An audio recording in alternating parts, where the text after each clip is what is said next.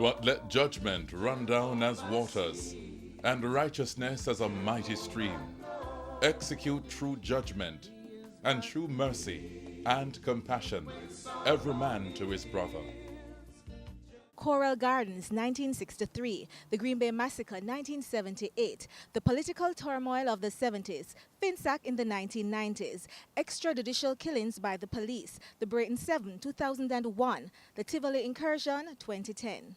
Jamaicans are crying for justice for so many things. Could there be one thing that can appease these cries? Could that thing be a truth commission? In 2011, a Jamaica Council of Churches commissioned report on the prospects of truth-telling mechanisms in Jamaica was launched. It was exploratory in nature. We began a conversation as we observed what is going on in the country, the number of murders. I mean, it was really like a bloodletting that was taking place. And there was a feeling that Jamaica needs to experience some kind of healing. And so as church, we started a conversation about how could the church help in this way. The great Nelson Mandela's passing has perhaps forced us to grapple with issues of justice and peace in our own country. The South African Truth and Reconciliation Commission was perhaps one of the most popular of its type, seeking to face the hurt and injustices experienced under apartheid. Jamaica has had its fair share of hurt and injustice. Live at 7 wants to highlight two of such incidents. Annette lost her sister in the Tivoli incursion. Petrina Edwards, a good girl, a black princess. She never bleached. She have a nice smile. She was an active member in church. She was an active member in her children's school. She was an active member in the community. She was in everybody's business, especially mine.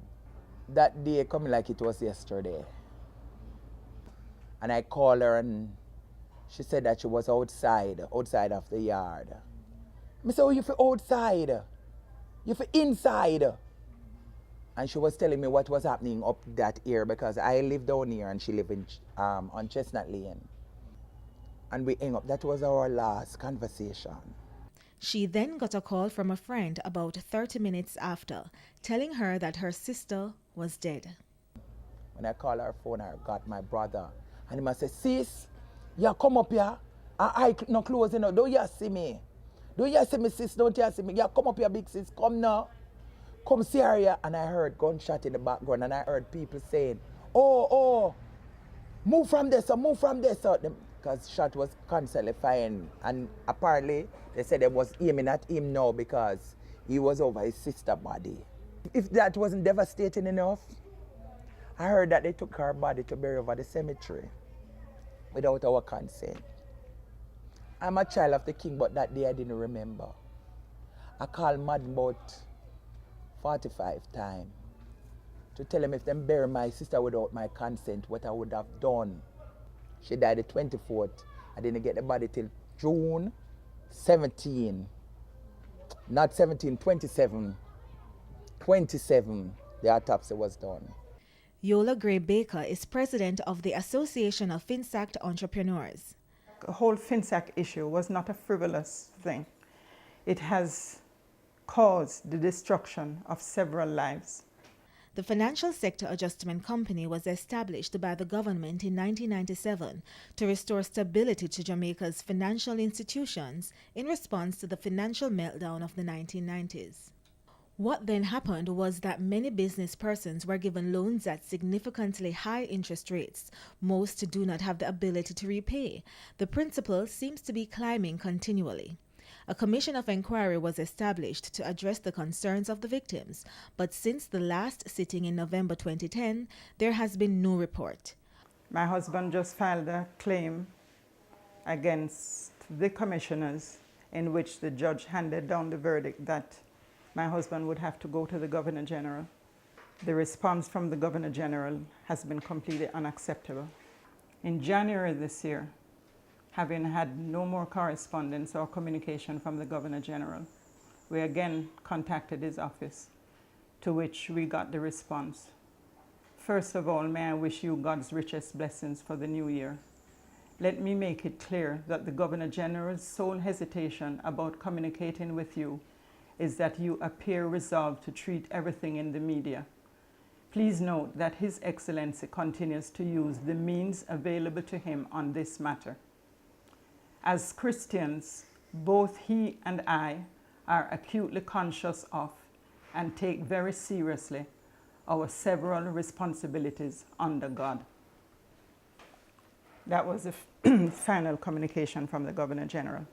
According to the JCC report, some respondents believed that a Truth Commission should address the acknowledgement of past wrongs as well as forgiveness and healing. Can such a healing take place in Jamaica?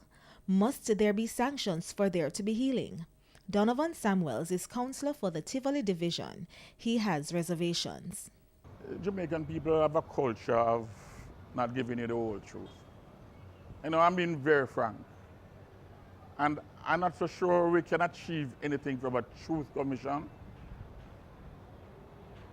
People tend to tell you what they want you to hear. If the truth is going to be spoken or speak in that day, whether spoken or speak, it would help. Because the Bible said the truth shall set you free, and set you free indeed. But if hypocrisy when be in it, it don't make no sense. It's best them leave us alone. The people I represent, when I listen to them, although they have no objection to a commission of inquiry, what they want is compensation for the things they lost, whether it be lives or goods. People's lives were destroyed, their monies were taken, their furniture destroyed, their homes shut up for no good reason. If they said they came to do what they came to do and did it right, they did it wrong. Annette even saw the public defender as another institution that has failed them. He had a meeting and we went, and I was saying to him that the thing need to hasten. It need to hasten. He said that the report, and we should read. I read part of the report, and I'm telling the truth, I'm not excited to go further. I'm not interested. I shouldn't say excited. I'm not interested to go further. Because what I'm looking for is not coming forth. What are you looking for? Truth. Justice. Rights. A Truth Commission in Jamaica is definitely needed. Whether you can find persons to put on such a commission is another issue. Reverend Harriet notes that the JCC research was exploratory, but there is no denying the need. We felt that truth and justice needed to come together as a part of the healing modality that we needed as a country. And this cry is not unique to Jamaica. I recently attended the 10th Assembly of the World Council of Churches that took place in South Korea. And the theme of that event was God of Life, lead us to justice and peace.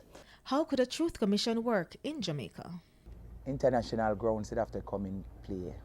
Because if we are depending on Jamaica, the bureaucracy,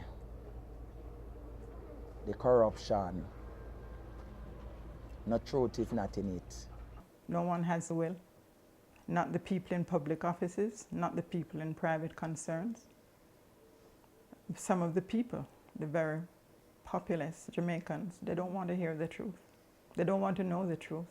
It's best not to know it. It's difficult to say whether we have the will, but I believe that we are sufficiently aware that there are implications of truth-telling. And maybe that could create a challenge for persons to tell the truth because of the implications that could come. But I think that it is important. The truth and justice are important elements of peace building in societies. If truth could come out of it, it will help you, because it helps you heal inside. Because people say we are go about every day and feel all is well. It is not. You have people right now who look like zombie. If you look on them picture before 2010 to them picture after 2010, it's not them. You have people where look retarded because they are retarded in the mind. And even now, they are double retarded because the loss is as if it captivates them.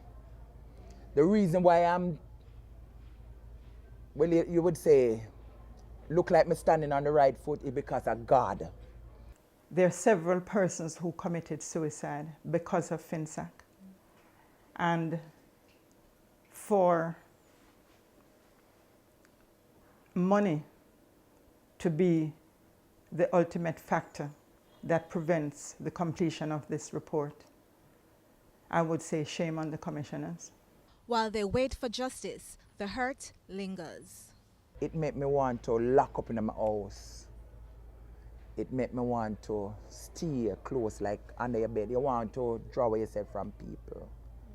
It hurt, you know. It hurt wicked. I hope that other Jamaicans who are in difficult situations will find peace. Will find peace in prayer. I will lay down my sword. The Prince of Peace is his name. King of the flood. The Lord is mighty. The Lord can quench